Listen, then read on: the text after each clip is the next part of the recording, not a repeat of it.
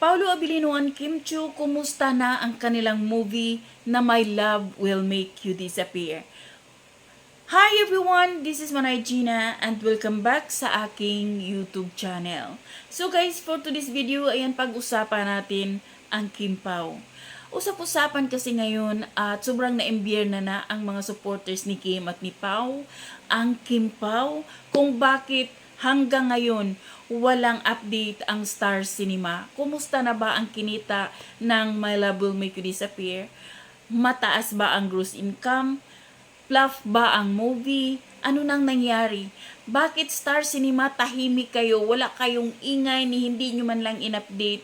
Kung ano na, maraming mga Kim Pao supporters ang nag-aabang. Kaya nga na-embier na sila. Kasi sa Hello Love Again, every day, grabe, araw-araw ina-update nila kung magkano na yung kinita. Malaki na ba ang kinita? Ganito na ba yung kinita? Bakit dito sa My Love Will Make You Disappear? Parang wala silang paki.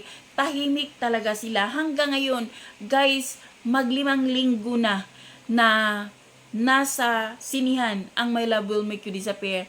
Pero, walang nihuniha ang Star Cinema. Maraming nagsasabi na baka kung maliit lang yung kinita ng My Love Will Make You Disappear.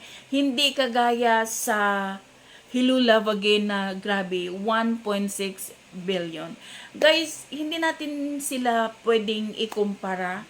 Kasi itong kay Kath Den naman na movie is sa ibang bansa nila talaga kinuha lahat.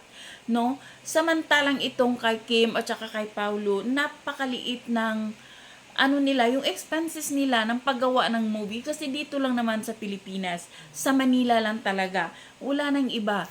Kaya kahit na hindi masyado malaki yung kita, kahit hindi umabot ng billion, okay lang kasi maliit lang talaga yung expenses na nagamit nila.